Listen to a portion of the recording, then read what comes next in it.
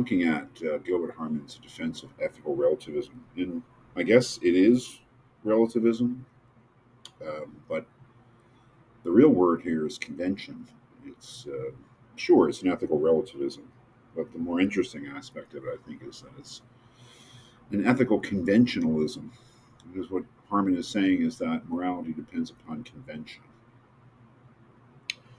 And certainly that is a relativism in the sense that any morality is relative to the conventions that a particular community adopts, mutually adopts, one with the other. Uh, what is a convention?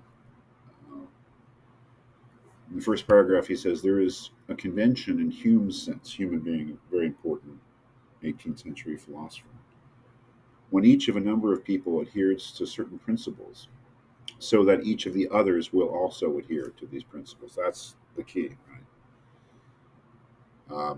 We're not adhering to principles because we think that they are necessarily true or that represent some moral universal truth. We're adhering to certain principles because um, we want others to adhere to them as well. So he continues and says, I adhere to the principles in my dealings with the others because I benefit from their adherence to these principles in their dealings with me. That is, we make a convention, a tacit convention, an understanding that we will all adhere to certain principles, and my motive for adhering to the principle is self-interested.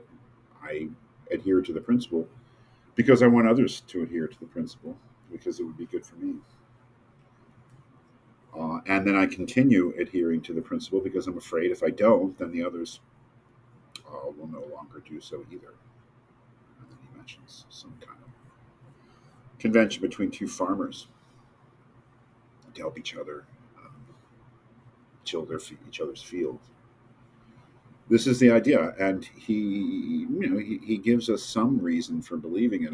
I think a couple of interesting and to a certain degree startling things that he says. There's this thing about Hitler, you know, um, saying that you know it's a little odd to say, oh, Hitler was wrong to do what he did. It's not that it's wrong to say it or incorrect. It just doesn't seem right. Um, that he ought not to have done it. It just seems a little weird. Like it doesn't quite capture the enormity of the thing.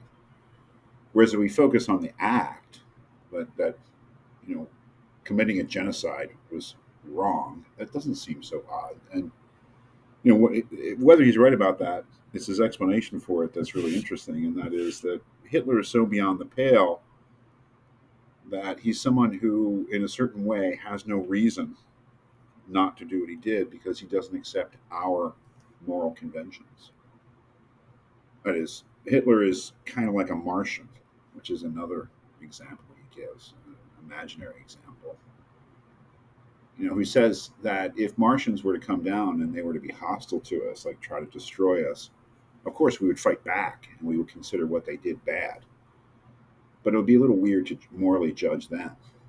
That is, Martians who had, why would it be odd to judge them? Because they had no reason not to do what they did. That is, they were not party to our shared conventions. Just as Hitler was so far beyond the pale, he had disconnected himself from our sense of decency and morality, which is based upon convention.